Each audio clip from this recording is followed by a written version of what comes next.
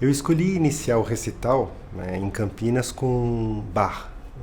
Não é uma necessidade, mas Bach é como se fosse o parâmetro absoluto para os músicos, né? É o pai da harmonia, né? Inclusive Beethoven brincava dizendo que Bach tinha o nome errado, né? Porque Bach em português significa um córrego, um riacho, e Beethoven dizia que Bach deveria ser o oceano, né? Mas Schumann, por exemplo, Mendelssohn, que são outros grandes compositores, reinventaram toda a escrita pessoal depois do contato com a obra de Bach. Mozart analisava todos os manuscritos. E assim por diante, né? Chopin, né? Antes dos recitais, ele se isolava numa sala, ele sozinho com o piano, e interpretava Bach, porque ele dizia que aquilo o inspirava. E é assim mesmo, dou um exemplo que talvez possa esclarecer. A música ela é feita basicamente de três componentes, de melodia, de harmonia e de ritmo. A melodia é o que a gente cantarola, o que a gente assobia, né? O ritmo pode ser samba, tango, valsa, mas a harmonia é a estrutura. É como se numa doceira, você entrando em uma confeitaria, você tem um bolo, você pode ter a cobertura, você pode ter o recheio, mas a massa, o volume daquele bolo é a harmonia. E quem elaborou essa estrutura musical, essa massa do doce, do bolo, foi Bach. Você pode colocar damasco, morango, chocolate, enfim, mas a estrutura, a massa, o volume é a harmonia. E Bach é o pai da harmonia, né? Ele quem elaborou tudo isso. E foi por esse motivo, né, e tantos outros, né, que talvez agora nem venha ao caso, eu decidi iniciar o recital com duas transcrições. Uma de Mira Hess e uma de Wilhelm Kempff, de duas obras muito célebres, muito consagradas de Bach, a Cantata 147 e a obra Siciliana, né? São transcrições para piano.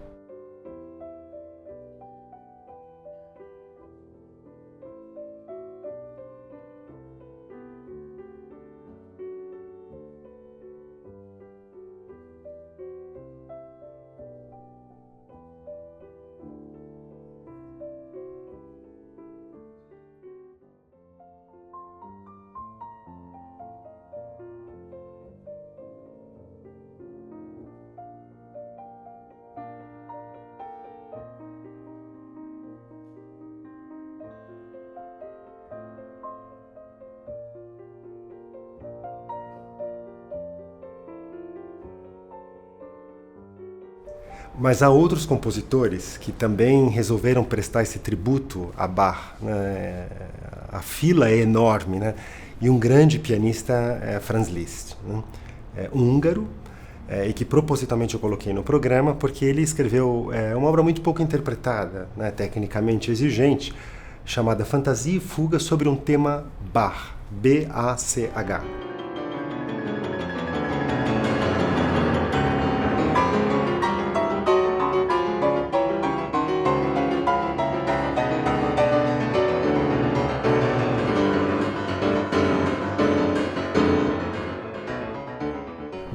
B-A-C-H, em letras, né, tem um paralelismo na música, que seriam essas quatro notas. Então Liszt, se apropriando dessas quatro notas, esses quatro sons, que significa Bach, B-A-C-H, em notas, fez uma fantasia, uma fuga que são assim de tirar o fôlego mesmo, né?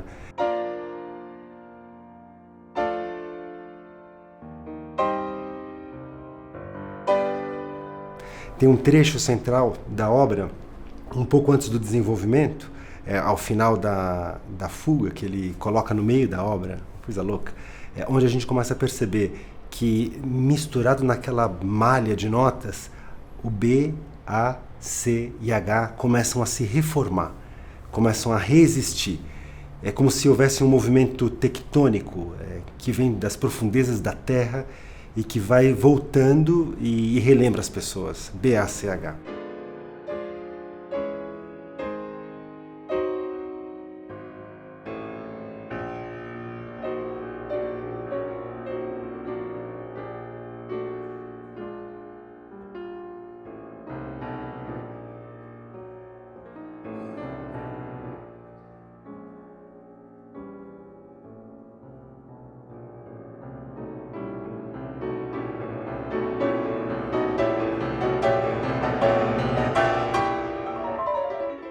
E o final é aos gritos, né? Liszt diz B-A-C-H, com toda a veemência possível, com toda a força técnica, inclusive, né?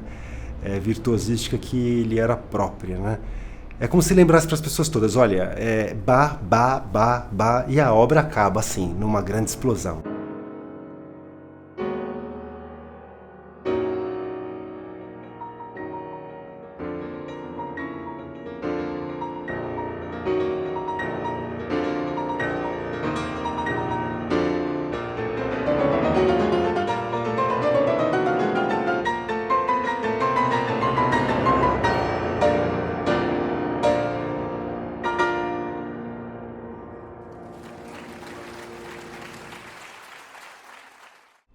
Um compositor que a mim, pessoalmente, me cativa enormemente é Rachmaninoff, né? Então, nos recitais, enfim, eu sempre procuro, na medida do possível, colocar alguma obra dele com as quais eu me identifico plenamente, eu entendo. Quer dizer, para mim, Rachmaninoff faz sentido, eu entendo a estrutura dele, eu entendo a linguagem dele, né? Em concertos com orquestra, normalmente tendo a conversar com os maestros se pode ser alguma obra de Rachmaninoff, porque sempre aquilo me deixa muito mais confortável, né? Independentemente da exigência técnica. E no recital eu coloquei, né, 2 obras desse compositor russo, que foi a Elegia, uma obra muito nostálgica, né? Aquilo é um resumo da própria vida, né? Da própria vida humana. Uma pessoa que repensa a vida humana. Ali tá muita coisa, né? Inclusive o final da obra acaba com uma pergunta. E eu penso nesse caráter transcendente da vida que é música. A música tem a transcendência, né? O que eu sou? Da onde eu vim? Para onde eu vou? Né? Eu não escolhi o meu sexo, não escolhi a cor dos meus olhos, não escolhi a minha altura, não escolhi o dia em que eu nasci, né? Não sei o dia em que eu vou morrer. Né? A minha vida é minha, mas ao mesmo tempo não é minha. Quer dizer, o que é viver?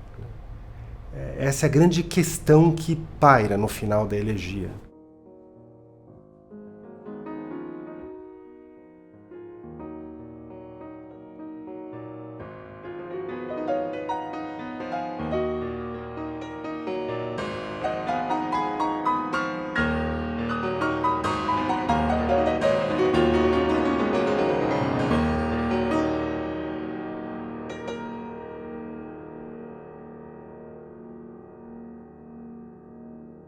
E escolhi também o Prelúdio, né? O Prelúdio em Sol menor, bastante conhecido, alguns chamam de Prelúdio revolucionário, por esse caráter bélico, marcial, fortemente que tem a obra, né?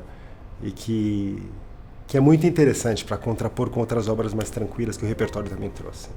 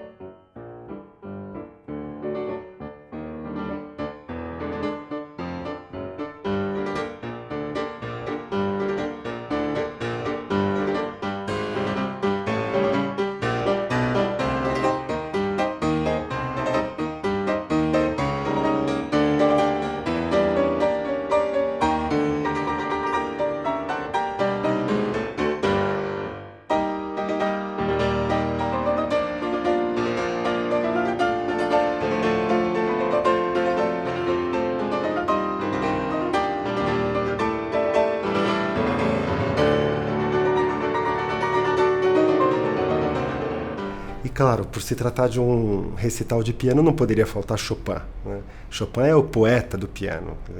Toda a literatura das obras de Chopin inclui o piano, ou seja, todas as obras de Chopin têm piano, né? Ou como elemento único, ou como elemento principal, né? Você pega um trio para piano, a sonata para violoncelo e piano, ou seja, as obras todas de Chopin têm o piano. Então não poderia faltar Chopin num recital de piano. E eu coloquei assim uma valsa, a Grande Valsa Brilhante, que é pouco interpretada, é pouco até conhecida, mas tem um caráter dançante assim espetacular. É uma das valsas que, quando você está executando, dá vontade de dançar. Você se imagina naqueles salões aristocráticos, né? em Viena, ou, enfim, França, onde a aristocracia era muito forte, na Polônia, né? Também de maneira assim bastante especial, né? A Polônia tem a aristocracia mais rica e mais forte da Europa do século XIX, embora as pessoas pensem que fossem em outros países. Não, foi na Polônia, né? E depois uma transcrição também de uma obra de Chopin, né, chamada Mein Freuden, Minha Alegria, mas feita por Liszt.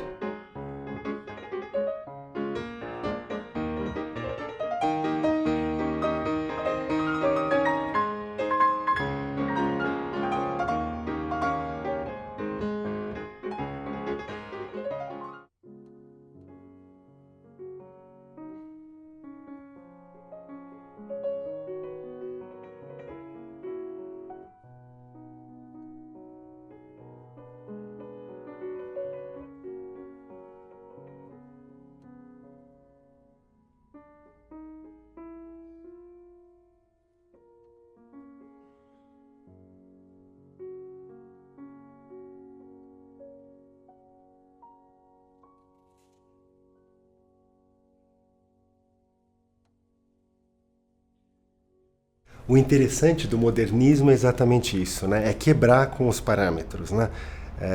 A gente falava agora há pouco tempo da melodia, da harmonia e do ritmo. O que fez o movimento modernista dentro da música foi mais ou menos quebrar com essas três coisas, né? É interessante que a obra de Prokofiev, com a qual eu encerrei o programa, A Sugestão Diabólica,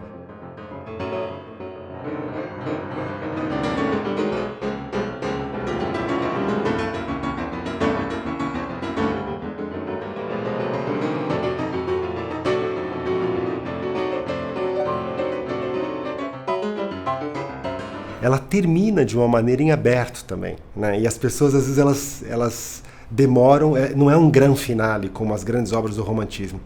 O modernismo ele tem essa coisa da surpresa muitas vezes, né? De você não saber exatamente qual que é o passo 2. Quer dizer, se você está tendo uma conversa, espera-se uma conclusão dessa conversa. No modernismo na música, nessa conversa musical, tudo é possível, né? O autor está expondo um assunto e de repente ele muda para outro assunto ou simplesmente ele interrompe o assunto, que é o que acontece na Sugestão Diabólica, né? Eu normalmente faço isso para encerrar um repertório, para justamente causar esse efeito surpresa na plateia, e que é muito divertido. Muita gente depois me procura, quando vem conversar comigo depois do recital, comentando exatamente isso, né? Que depois daquela quantidade enorme de notas e de, enfim, êxtase que um recital sempre traz, acabar o recital de uma maneira assim, surpresa, inesperada, deixa as pessoas... É como se você estivesse dançando uma valsa e o ritmo mudou para rumba, e aí todo mundo fica assim vendido. É legal.